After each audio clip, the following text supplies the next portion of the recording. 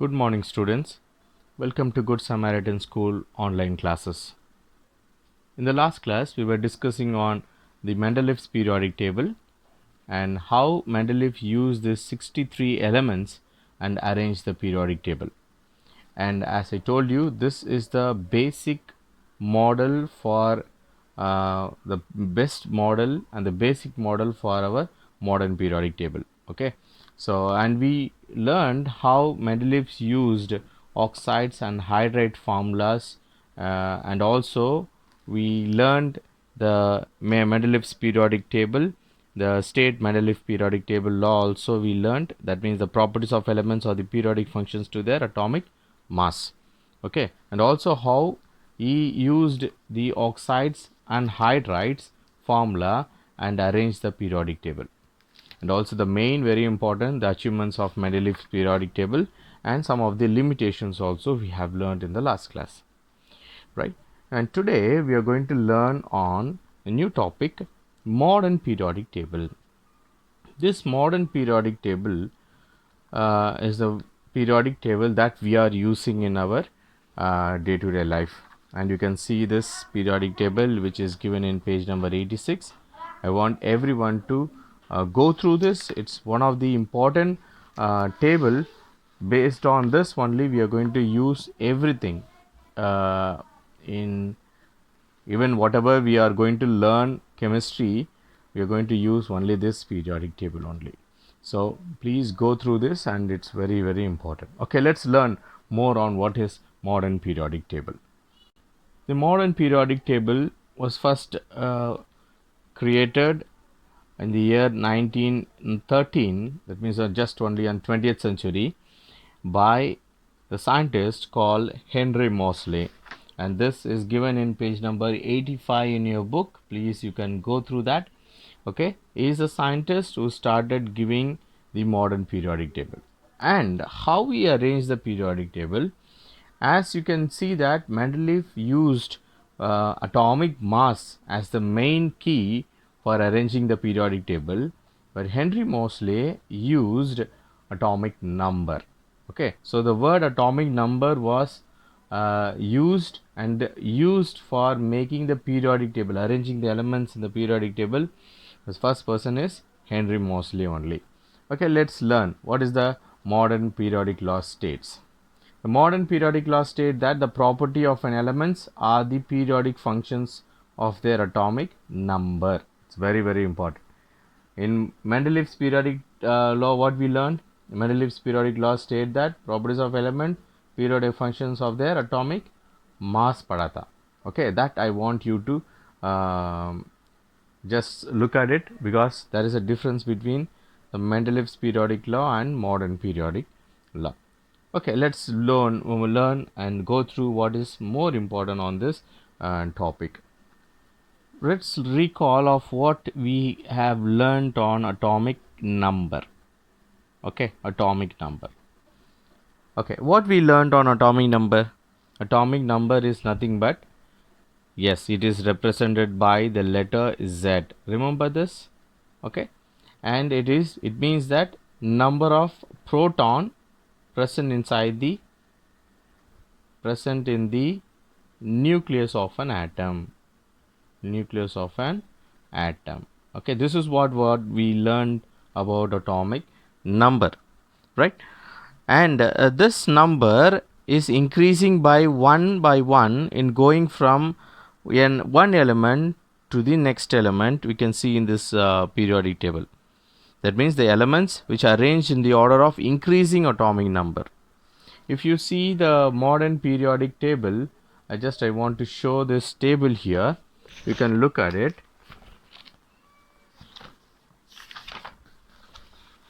The modern periodic modern periodic table looks like hydrogen is given in the first position, atomic number 1, and you can see here atomic number 2 given to helium. So it's increasing, right? And lithium next comes 3, beryllium 4, boron 5, 6. So as we go according to the period wise, they all increasing. Okay, 1, 2, 3, 4, 5. They start from 1 and started increasing This is what actually the one speciality about this modern periodic table. Okay, let's learn what is present inside this modern periodic table. We have groups and periods present in this table. How many groups we have? We have 18 groups and 7 periods present in the modern periodic table. What are they? You can see this table. All of you have taken the book with you. You can look at the table. These are the groups. All these columns are the groups. So this is group 1, 2, 3, 4, 5, 6, 7, 8, 9, 10, 11, 12, 13, 14, 15, 16, 17, 18. So we have 18 groups and these are the periods. So 1, 2, 3, 4, 5, 6, 7 periods we have. Okay, this is what actually given in the periodic table. I think you will understand it. How many groups we have? 18 groups and 7 periods. Okay, let's see how these elements are arranged. I have drawn a rough periodic table. You can look at it. This is group 1. Okay, this is group 2. And here we have group 3 to 12, which is present on the middle. And 13 starts here, 14, 15, 16, 17 and 18. Okay, these are the groups. And also we have, as I told you, 7 periods. 1, 2, 3, 4, 5, 6, 7. So 1, 2, 3, 4, 5, 6, 7 groups present in the modern periodic table. Okay, let's learn. Here it's very important to know the name of these groups. Okay, let's write some of the names here. Okay, so it's very important. Sometimes this can also be asked as a twisted question. So group 1, we are going to give a name as alkali metals. What it is? Alkali metals. What is this alkali metals? It means that each element of group 1 has one electron in its outermost shell, and these elements are called alkali metals. Why? Because they form basic hydroxides which are highly alkaline in nature. Alright, how can I know that? Lithium hydroxide, it became basic, right? Sodium hydroxide. Let's write the name so that you can understand it. Hydrogen, here it is helium. So group 1 is this is one atomic number 1, this is atomic number 2, right? And then lithium, beryllium, boron, carbon, nitrogen, oxygen, and then fluorine, neon, right? So just a little bit we will write. I don't want to write all these things. Maybe you can see it from your book, right? So whatever elements you can see in the first group, they all can form the basic hydroxides which are highly alkaline in nature. That is why we name them as alkali metals. Understand? Okay. And the group 2 elements, okay, all these elements which is present in this group 2 are all said to be alkali earth metals. What is this alkali earth metals? These are also called alkali earth metal because they form basic hydroxide which are less soluble in water than the hydroxides of alkali metals. This is all we know, that they form basic hydroxides, right, and highly alkaline. But here इससे थोड़ा less होता है, little less. That is why they are less soluble in water than hydroxides of alkali metals. Yes, say this one is less soluble. That is why we name them as alkali earth metals. And we have some of these names here, especially this 3 to 12 group of elements. We don't have that much of name. Maximum we gave them as a transition metals. Okay, we'll talk about that in the coming classes. Okay, all these elements which is present in between 3 to 12 groups, we name them as transition transition metals. Okay, we'll talk about this in the coming classes. Okay, 13th group, the group 13, we name them as boron family. Okay, because why it is boron family? Because the first member of the family is boron, right? So that is why we just give a name as a boron family. And group 13, 14, we name them as, okay, you know that now, it's carbon family. Then group 15, we name them as, yes, nitrogen family. And group 16, we name them as oxygen family. And also this group, we name them as chalcogens. What is it? It name them as chalcogens. Why it is chalcogens? Because, okay, we'll talk to that. Here group 17 are all said to be fluorine family. Fluorine family, in other words, said to be halogens. Why it is halogens? It is because all these elements which is present on the 17th group of elements, they readily need one electron to form an octet configuration. In other words, they form salt with group 1 element, that means lithium fluoride, sodium chloride, and then like that it forms salt with the first group of elements. And also the name halogen is derived from the Greek halogos. It comes from the Greek word called halogos, which means that salt producer. What it means? Salt producer. You see that because of this only, or 17th group of elements only, they produce salt with the help of the group 1, right? That is why we name them as halogens. And also I can say that all the group member of 17 all strong electronegative. Okay, I'll repeat once again. They all strong electronegative. Why? You see that all the elements in the group 17, they have less one electron to form an octet configuration. Fluorine, what is the atomic number of fluorine? 9, right? 9 means first shell 2 and the last shell 7. 7 means कितने electron और चाहिए octet बनने के लिए? एक electron चाहिए. That means one electron needs, desperately need that one electron. किसी और एक इलेक्ट्रॉन दे देंगे ना, जल्दी जाके पकड़ के आ जाता है. Will you understand? And chlorine also, you can see that atomic number 17. First shell 2, second shell 8 and last shell 7. कितने और इलेक्ट्रॉन चाहिए? Yes, it needs one electron to form organ configuration, right? So that means they desperately need that one electron. That is why I can say need, चाहिए इनका, minus, negative. What about this first group elements? We give a name as strong electropositive. Why it is strong electropositive? You look at all the elements of the first group element, they have one electron in the outermost shell. Your hydrogen, only one electron. Lithium, only atomic number 3. So first shell may 2, last shell may 1. That means one electron, it readily give an electron to someone. That is why they are violently reactive.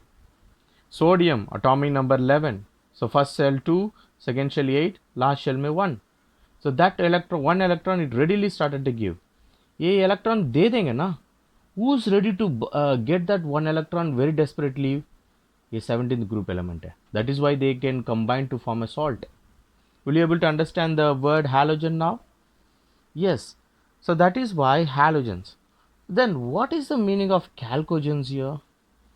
Same like halogen, here oxygen family also need, but here it needs one electron, but here it needs 2 electrons. Am I right? That means anyway, electron, 1 electron or 2 electron, anyway they needs, comparing इनसे थोड़ा कम लेता है, but that is why we gave a name as chalcogens. Will you understand this? We give a name as chalcogens. And also I can say that what is the actual meaning of these chalcogens are, it means that they are all ore forming elements. Ore forming. Ore आपको पता है. Because of that element only, lots of elements like uh, you can see here in this table itself, in the periodic table you can see sulfur, right, and then the selenium, tellurium, polonium, all these groups, that means which is present on the 16th group, they are ore forming group. Ore forming means from that ore only some of the new elements can be identified. Okay, that is why we give a name as chalcogens. Okay, it is CHA. Okay, chalcogens. Okay, now I hope you will understand it. And group 18th, we have another name for group 18. I hope you all know that. Because I don't have a space, I am writing it here. Group 18, we give a name as noble gases. In other words, they are said to be inert gases. What is this noble gases? You all know that they are completely filled shells.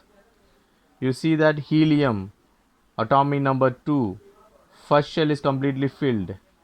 Neon, atomic number 10, first shell 2, last shell 8, completely filled. Argon, 18, first shell 2, second shell 8, and the last shell 8, completely filled. So whenever you look at all the elements of this 18th group, they all have completely filled configuration. That is why they don't want to go and participate in a chemical reaction. Inert in nature. कोई काम नहीं है इनका. They are inert, right? That's why they never name as noble gases. You see all the electrons in the last shell completely filled, completely satisfied, noble. Okay, one noble किसको बोलते हैं हम? Only they have strong, rich person. सब कुछ है इनके पास, सब कुछ है. That means car है, बंगला है, right? So we name them as a noble person. Same, we are giving a name noble for this group because they all have completely filled configuration or completely filled electron in the last shell. Right. What is the other thing we can see in this modern periodic table? You can see these group, all these group number 1 all have same valencies. Group number 1 have group 1 valency. Group number 2 has 2 valencies, right? And here group number 13 has here you can see here it start from, even you can go from the last se jayenge hum. This noble gases, that means they have completely filled configuration, 0 valency. And here they all, as I told you, 1 valency, right? Because fluorine all desperately need 1 electron, so valency 1. And chalcogens, that means they need 2, they have 2 valencies. Oxygen, you can easily identify that with simple, whatever group you can see, you can try to learn the members of the member of the group. ये topmost member है ना, उसका याद रख दो आप. So whatever element which is under them all have same valencies. For example, oxygen का valency 2 है, तो उसके nature क्या क्या है? Sulfur, right? And then selenium, tellurium, all they have valency 2 only. Then nitrogen valency 3, and all these group members are all have valency 3 only. And then carbon valency 4, right? And then boron valency 3. So always the valency will increase and they started decrease. You can see here 0 से 1 2 3 4 ऊपर जा रहे हैं and नीचे आ जाता है 2 3 1 ऐसे जाएंगे, right? This is how the valencies are calculated, right? Another thing you can see here in this modern periodic table itself, number of elements in the periodic table. You can see the first period में कितने elements है? This is the first period, we have only 2 elements are there. And second period में कितने element है? 1 2 3 4 5 6 7 8. And third period में कितने हैं? 8 जाता है. Let's see how this can be identified. You can see in your book also how many elements are there in the first, second, third and fourth period. Okay, this is we have learned in 9th standard itself. I hope you can still remember this, the formula 2n square. So I don't want to take much time on this. 2n square, where 2n is nothing but the number of shells. Substitute number of shell in n, so that means 2. First shell है तो 1 लगा के लगाना. So that means 2 1 square 2. So the first shell always consists of 2 electrons, 2 elements, and then in the first period you have only 2 elements, and then 2 n square, here we are writing at 2 because first second period 2 square 8 elements, third period 3 square 9 into 2 18. So we have 18 elements present on that third. So like that it goes on. Clear, student? Right, we are going to learn many things about this modern periodic table. We have just started, and we gave a just outline of this, and we are going to learn uh, the whole form, that means the long form of modern periodic table, in our next class. Okay, student, and I hope you will understand this. If you have further doubt on this topic, please do ask me in my WhatsApp number. Thank you, student. Have a nice day.